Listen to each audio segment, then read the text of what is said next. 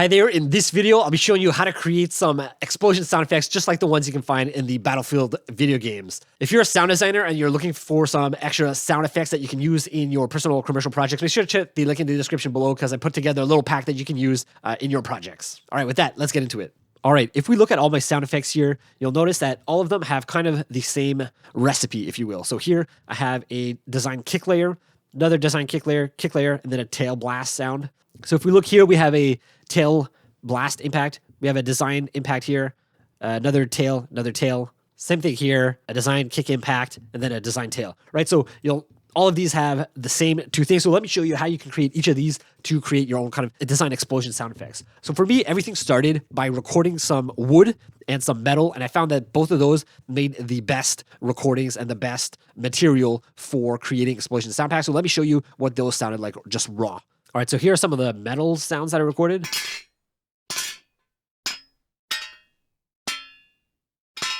Right, just me dropping some metal pieces on the ground on a cement. And here's some wood that I recorded.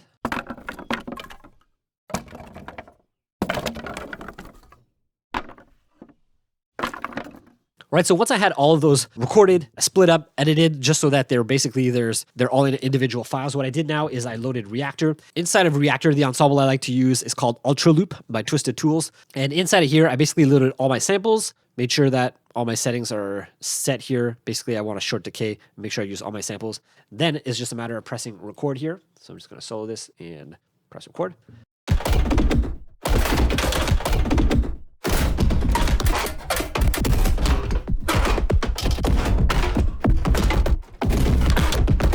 And you can hear I'm getting some really cool bassy kind of impact sounds. Here you can see I'm adding a lot of different effects here, such as a transient shaper to add more punch, sub bass to add some of that sub in there, a bit of clipping, just to, again, bring out some of that punchiness, that aggressiveness, especially at the transient, a bit more bass here with disperser, and just a limiter to make sure nothing clips here. So that's what I did here. So I created a few of these files, as you can see here. And then once I had those, it's just a matter of importing them into Faceplant here and then starting to, again, design them and sample them. So here I have a little shot that I found. If I play it at regular speed, it sounds like this. Right, it doesn't sound that great, but when I bring it down like 2 or 3 octaves, it sounds really cool, especially, again, with another transient shaper. Here I'm bringing down the sustain. That's what's bringing out a lot of the transient and then bringing down the tail so that it doesn't sound so in your face. So if I take this off. Right here in the Haas is helping to add that stereo width, so it makes it sound really wide. Got a bit of OTT here, a bit of uber loud, and a bit of clipping. Right, and that's how I created these. So basically now I can just scan across here. Right, until I find some really cool impact sounds like that. I exported those out, and that's what I was using as the base for my design impact sounds. All right, once I had that, it was a matter of adding like tail sounds. So impact sounds are cool. You get that crunch, that bassiness, that destruction kind of sound, but you're missing the kind of the sense of the space and the kind of the feel of the blast. So the way that we do that is using a tail sound. So it sounds like this.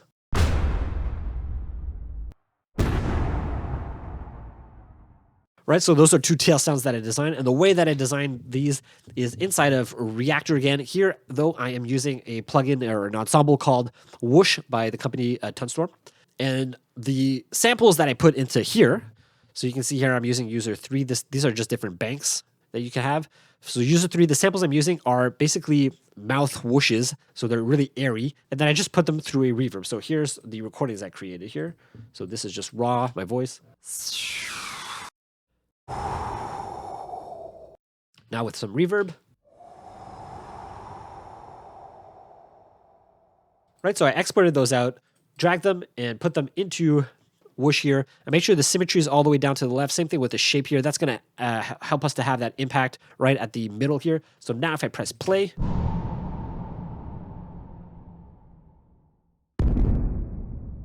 right, you get these crunchy kind of impact sounds, tails. They're really airy. They feel like they fill out the sense of the room. So that's how I created those. And if you just look a little bit deeper in here, Just quickly here, I'm using grain mode, easy, and then I'm doing the cloud. So I'm doing that for all of these 4 different sources here. And then the pitch is all the way down because I was going for more of a bassy impact sound. But if you don't want that, just make the pitch regular, like all the way up, and then you'll get a more airy sound. And that's how I created these. After that, it was just a matter of adding some effects. So here you can see I'm adding, again, a bit of Haas effect, a bit of OTT. You can even add a bit of transient shaper here, and just to bring down the sustain so you get more of the punch and the transient and less of the tail. You can even add a clipper. All right, my computer's struggling a little bit, but hopefully you get the idea. That's how I created that. And then to take it one step further, another thing you can do is once you have a bunch of those sounds already exported, I had like over 100. Once I had those all exported and ready to go to drag and drop to my session, instead what I did is I put it all into S layer. So again, S layer is just a reactor ensemble. All right, so here's S layer. What I did is I just imported a whole bunch of these tails, over 100 of them, into here, and then I just resampled them again. So I layered them all together, and I did this again. So basically, I added again. I would add another transient shaper here. I would get maybe disperser, depending on if I wanted bassy or not, and maybe a bit more clipping. So yeah, I just adding some other effects in here, just those same effects, exporting them out, and now I just have extra sounds that I can play with and have for my design. And that's exactly what I did to create these impact sounds here. After that, it was just a matter of adding some simple effects. So if we play it here, let's have a look here. Let's have a listen to this first one. So I'm going to take off the effects here. Right, I'm adding a bit of recenter to position it, so it's a bit on the side, on the left here to the player. I'm adding a bit of sub to make it feel a little bit deeper. That's pretty much it. Let's have a look at a different one here. This one sounds quite a bit different. Right, if I take off all of the effects here on this one. Right, it's a really punchy and impactful sound.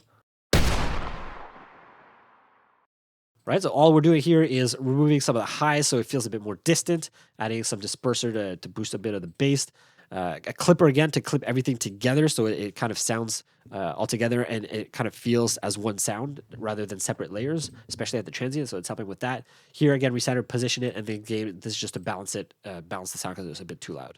That's it. After that, if we look at our quick action sequence over here,